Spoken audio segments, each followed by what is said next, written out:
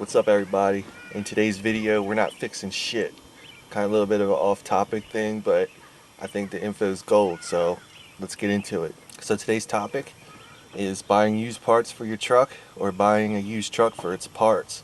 I'm going to go over both examples of this thing right here. Normally when I'm going to do something, I have a big project when I want to, refresh some things or make some changes to one of my vehicles. I'll come up with a little parts list and I'll go shopping on the internet, seeing what I can find. For my Chevy 2500, the white one you guys have seen in some of the videos, there's a lot of stuff I wanted to do to it. I'll probably just throw up a little list like right here, just a quick overview of what I was really looking for, little odds and ends pieces that I needed or wanted, or modifications that I wanted to do, and I'll kind of get an estimate of what it's going to cost to do something like that. I did the same thing for my 2003 Trailblazer recently. Put up a little list like right here, and when I got my rough estimates, I realized that the stuff that I wanted to do to my 2500 was going to cost 3 or 4 times as much as the little things I needed for the Trailblazer, and that led me to doing two completely different things. For the Chevy Trailblazer, I went to the internet, eBay, places like that, got a lot of parts that I needed. My man Nick Cherry told me about a Trailblazer that was sitting at a salvage yard, Crazy Ray's out there near Baltimore. So I went out there, got a lot of stuff that I needed for that, and when it was all said and done, I was in it for about $300 to get all the parts that I needed for the Trailblazer. When it came time for the Chevy pickup, that was a little bit different. My parts total easily got into the 800s, and that didn't even have everything that I wanted. It's kind of weird because they made so many more of those trucks than they did the Trailblazers that I kind of didn't get why everything would be more expensive. But in that case, it was better for me just to buy a parts vehicle. Buy a vehicle that needed a ton of work, but at the same time, a lot of the parts were salvageable. This green 1500 that I just bought, it's got a ton of issues. It's got low oil pressure when the engine gets hot. I think the motor's on its way out. It's got some steering and suspension issues with looseness. The air conditioner needs a complete overhaul. The compressor kind of grenaded inside, contaminated the whole system. When it's all said and done at the end of the day, this 1500, 193,000 miles on it. It needs a ton of work. It's really not worth fixing. So I picked this thing up for a couple $100. Again, because it just needed way too much work to be a reliable vehicle. You know what I'm saying? And with this, there's so much shit I'm going to get off of this truck that I can use in my 2500 because so many parts are interchangeable. I guess we'll just go through some of the things. Like on the inside of the truck here, I'm going to take this guy out of here so I can disassemble it and put LEDs in place of the crappy halogen bulbs. I can do the same thing with the cluster. If I decide I don't really like the way that the 194s are spaced, maybe I want to do some SMD strips in there like I'm going to do with my Trailblazer, go ahead and do that. Same with the little headlight switch. Get all its backlighting out, convert it over to blue, make it pretty sweet.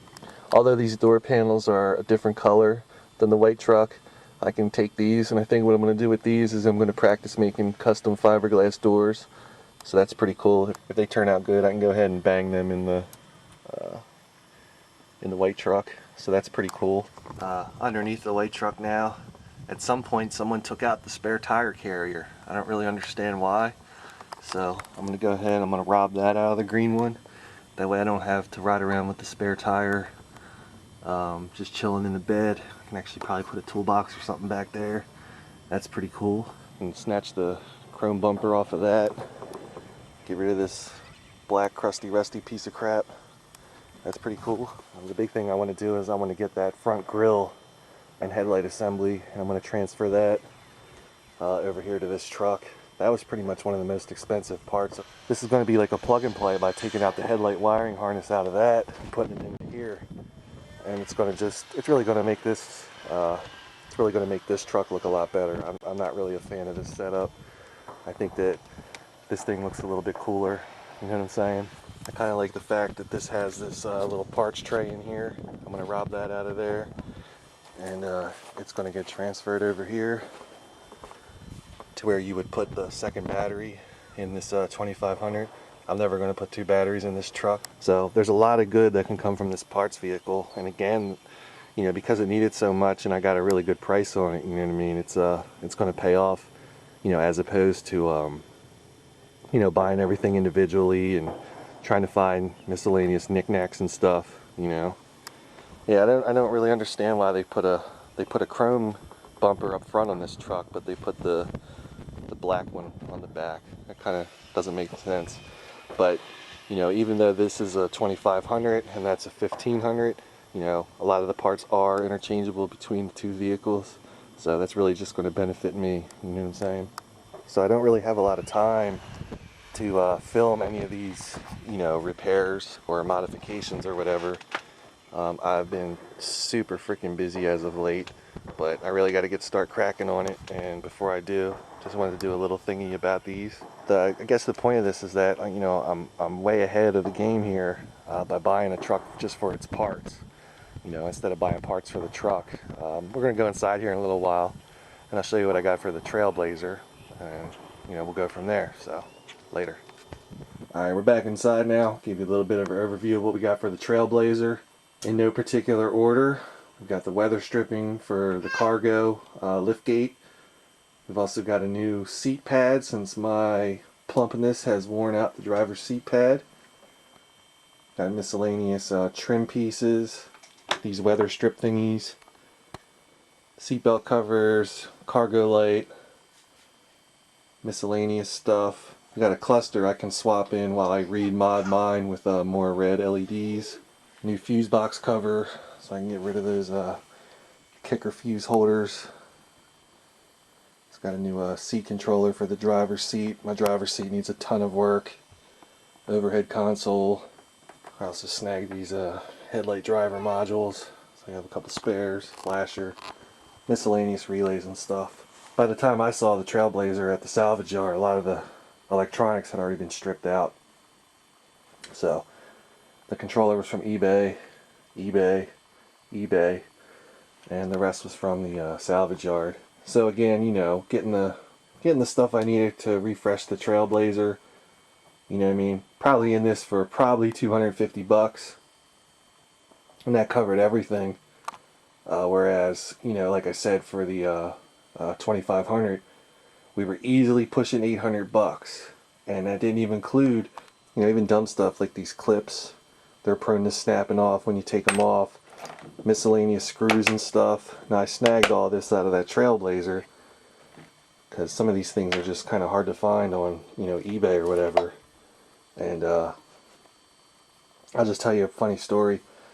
Well, not really funny, but kind of sad. So I just need this fuse box cover, and the reason is you guys have probably seen I have that one kicker fuse holder mounted to it, and the fuse holder broke. And I'm like, fuck, I'm not fucking with that anymore. I'm going to do something a little bit different. So all I needed was the cover. Couldn't find it on eBay. Had it on a search for, you know, a couple weeks. Didn't come up with anything. Went down to the local salvage yard, which is not a pick and pull. It's just you go in, you tell the asshole behind the counter what you want. And he said, you got to buy the whole fuse block, 100 bucks. I was like, I just want the fucking cover, you fucking dumb fuck. You know what I'm saying?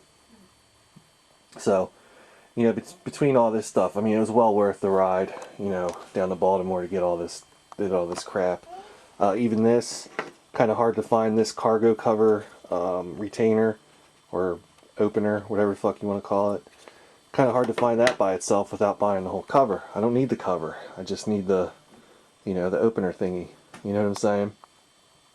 So, in this case, when it was all said and done, it was better just to buy, you know, parts for the Trailblazer, not buying a Trailblazer for its parts, because even though some of these things I've seen, there's one on Craigslist right now, 300,000 miles, transmission fucked up, you know, and they want a couple grand for it, and it's like, you guys are fucking, you know, out your mind. You know what I'm saying? But anyway, once again, shout out to my man Nick Cherry for telling me about this Trailblazer sitting out there, Crazy Ray's in Baltimore. And big shout out to him for coming through, because 2003 Trailblazer Refresher Upper Project will be underway whenever I get free time, which is as you can tell by the phone ringing. Free time's hard to come by nowadays. So anyway, I don't know if I'm going to add anything else to this video. Maybe I'll throw up some totals, you know what I'm saying? And I guess if I don't have anything else to add to this, I just want to say thanks for watching. And if you like what you see, subscribe to my shit.